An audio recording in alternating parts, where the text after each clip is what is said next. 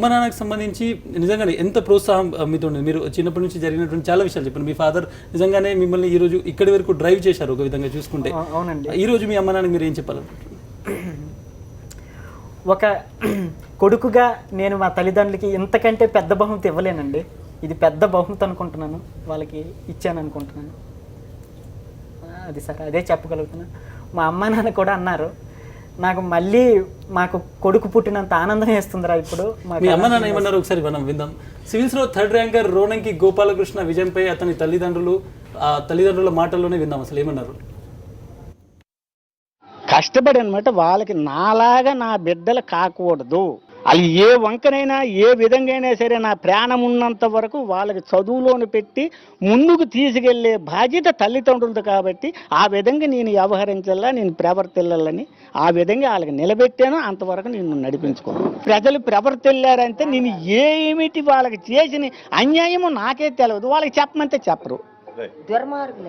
దాని విషయం పట్లే నా కొడుక్కి ఈ గ్రామానికి పేరు కావాలా, పేరు రావాలా, వీళ్ళకి అందరికి బుద్ధి రావాలా అని పట్టుదల మీద నా కొడుకు చదివించినాను. నా కొడుకు అలాగే చదివినాడు కూడా. మధ్య తరగతి కూలోళ్ళము, కూలికి వెళ్తానికి కాము, మేము మేళకి వెళ్ళిపోతాము. అలాగే అలా చదివించినాను. వాళ్ళు చదివినారు, చదివించడం ఎంత చదివినారు. అవునా? అంటే మీ ప్రోత్సాహం కూడా అవసరం కదా బాబు.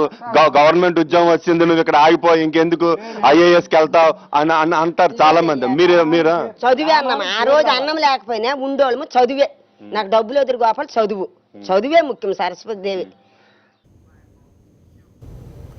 ఒక ఇన్సిడెంట్ గురించి మీ నాన్నగారు కూడా చెప్పారు. గ్రామంలో జరిగినటువంటి ఒక ఇన్సిడెంట్ మిమ్మల్ని కసి పెంచింది అనేటువంటి ఒక ఇన్సిడెంట్, ఆ ఇన్సిడెంట్ గురించి ఒకసారి చెప్పే ప్రయత్నం చేస్తారా? సార్, అది మరీ హైలైట్ అవుతుందేమో అనిపిస్తుంది, బట్ నన్ను మాత్రం చాలా ఇబ్బంది పెట్టిందండి.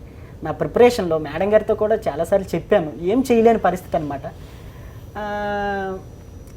ఏంటంటే గత 25 ఏళ్ళ నుంచి వెలివేశారు సార్. ఆ సంఘటన అనివార్య కారణాల వల్ల జరిగింది. ఆ తర్వాత వాళ్ళు మేము మా డెవలప్మెంట్ని ఓర్చుకోలేని తత్వం వచ్చినట్టుగా నాకు అనిపించింది సార్. అనిపించి భౌతికంగా దాడులు చేయడం, అక్కడ మొక్కలు ఉంటే మొక్కలు నరికేయడం. నా ఇంటర్వ్యూ ముందు రోజు అక్కడ ఫ్రూట్స్ చెట్లు అవన్నీ ఉన్నాయి. అవన్నీ వచ్చి మొత్తం గ్రామస్తులు వచ్చి నరికేశారు సార్. నాకు మరుసటి దినమే ఇంటర్వ్యూ. నాకు నిద్ర పట్టలేదు సార్, చాలా టెన్షన్ అనిపించాను. ఒకటే చెప్పాను మా అమ్మ నాన్నకి, మీ ప్రాణాలు నాకు ముఖ్యం, నా విజయం చూడాలంటే మీరు బ్రతికొండాలి, మీరు ఇంట్లో ఉండి తలుపులు వేసుకొని ఉండండి, ఏదైనా సరే విడిచిపెట్టానని చెప్పాను. బట్ మీ సాక్షి వీడియో ద్వారా, సాక్షి స్టూడియో ద్వారా మా గ్రామస్తులందరికీ నేను ఒకటే వేడుకుంటున్నాను, ఇక నుంచి ఏం వద్దు, మనం అందరం కలిసి బాయిగా ఉందాం, అందరం కలిసిమెలిసి ఉందాం, గ్రామాభివృద్ధికి పాటుపడదాం.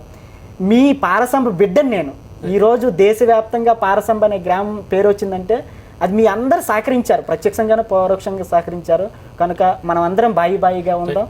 మనం అందరం కేవలం మీ గ్రామం మాత్రమే కాదు, కేవలం తెలుగు రాష్ట్రాలు మాత్రమే కాదు, దేశం గర్విస్తుంది మీ మీద, మీ అందరి మీద కూడా. మాధవి గారు, తర్వాత పవన్ గారు, మీ మీద కూడా. మీరు ఇట్లాంటి వాళ్ళని ఇంకా చాలా మందిని తయారు చేయాలి.